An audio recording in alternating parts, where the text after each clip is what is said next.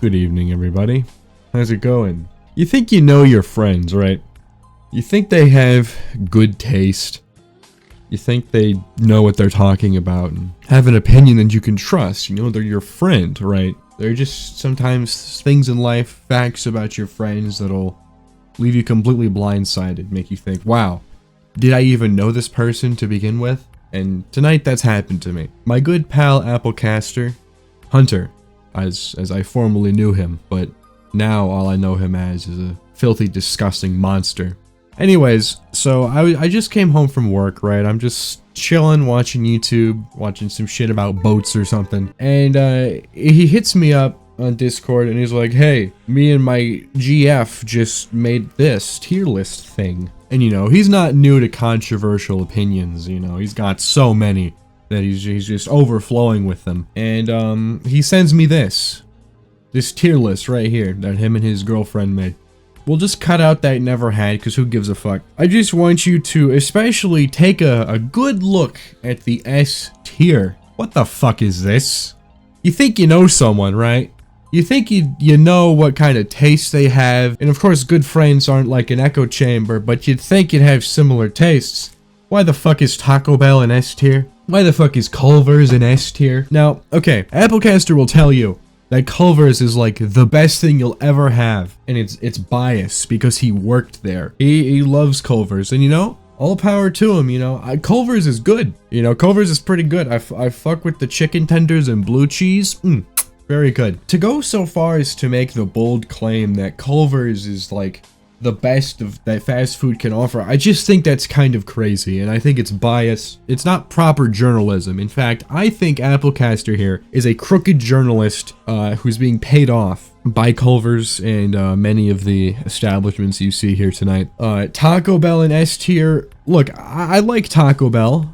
Who doesn't like Taco Bell? But S tier, I just think is kind of insane. It's ridiculous. And it's the same thing with Qdoba. I think Qdoba is pretty damn good, better than Chipotle. I've never had Chipotle, but I'm never ever gonna go there. I have no desire for that cuisine, really. And Qdoba gets me that type of shit when I want it, which is never. So I mean, I don't go there, but Qdoba is pretty good. Not S tier though, that's for goddamn sure. McDonald's and S tier. Look, I'm a slave to burger, okay? I'm not gonna admit it. I fuck with the little McChickens. I'm an absolute slut for those. But I would not put McDonald's in S tier. It's just too basic to get such high praise. You know, S tier is reserved for the cream of the crop, the best of the best. And none of these four are the cream of the crop. They're good. They're all A tiers in my opinion, but not S. And I think it's kind of ridiculous to claim that these are S. And with A tier fucking Jimmy John's in there just completely took me off guard, because Jimmy John's is so unbelievably mid. It completely lost me after the fucking pickled sandwiches. That's a crime against God. You know, he looks down at that and he doesn't smile. He frowns and sheds a single tear in black and white when he sees them poor like 16-year-old kids scooping the insides out of a pickle. You know, I'll be the one to say it. I think Subway is better than Jimmy John's. I think Jimmy John's bread is like somehow always stale. It fucking sucks. At least Subway's bread tastes like something and isn't stale all the time, literally every time you get it. It just kind of sucks. I think Jimmy John's at A is just a stupid choice. I don't know who picked that one, but you're wrong. Wingstop in A.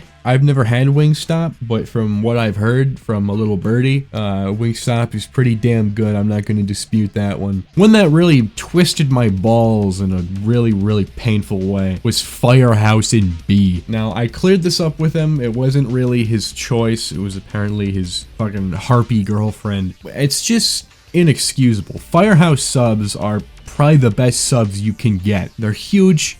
They're full of flavor. They're just absolutely delicious. I love Firehouse subs. They're an easy S for me, and putting them in B is goddamn criminal. Now, KFC in B right next to Popeyes is just wrong in every way. Not only that, all right, I completely forgot to mention this. He told me, okay, so he told me all tiers are in order from highest to lowest in their tier, which means that in their opinion, both of them, KFC tastes better than Popeyes, and that is just fucking insane. Actually, clinically, and criminally insane.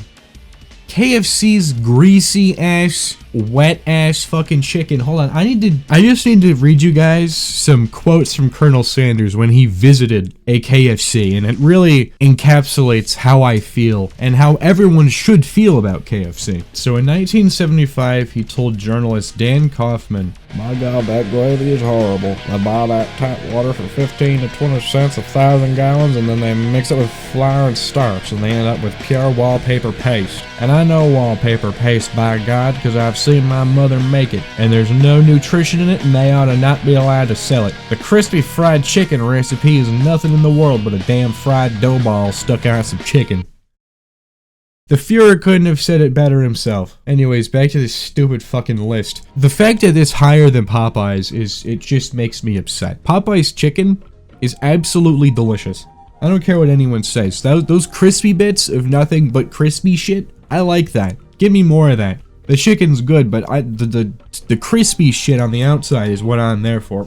God damn. Now, I'm not upset about Steak and Shake being in D. In fact, I actually agree. But I just want to take a moment and say, what the fuck happened? What happened to Steak and Shake, man? That place used to be so cool. I used to love going there. I remember there was this one burger they had. There was the Sriracha burger. Every time I went, which would be frequent, which is why I'm so fat today, I would get the Sriracha burger and some kind of milkshake because it was hot as fuck and I couldn't handle it. And they just stopped selling it. And I've had a Sriracha burger shaped hole in my heart ever since. It's just upsetting. And I want my Sriracha burger back. And I also want a good Steak and Shake back, because I also have not been to Steak and Shake in about 10 years or so, I'd say. It's been a long time. It's just an awful, shitty place. The service is just so bad. It's always dirty. I don't know what the fuck happened. It was just like, it was fine, and then 1 week it was just complete dog shit, and then we stopped going. It's just so sad, because I kind of like Steak and Shake, actually. I think their food is not great, but it's good. I like it. I like their fries. It's so downhill. I don't know what the hell happened,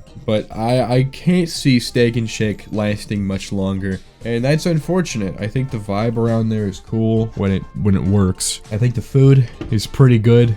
It's just a shame, and it seems no one knows how to run them. Or at least the one that I'm near. I don't know, about your local Steak and Shake. If you have one, tell me about it in the comments. I'm actually very curious. But yeah, I think that was really most of what I had to say about this stupid fucking tier list. I'm gonna put on screen right now my actual tier list. I'm not gonna run through mine. You can just I'm just gonna keep it on screen. Hold it there. Hold it. Just so everyone can look at it. Hold it. Thank you. So you can look at it if you want to. Make your own ranty, angry video like I did. I don't care. Tell me in the comments how bad my choices are, even though they're not. They're just objectively right. And yeah, I think that's it. So see y'all later.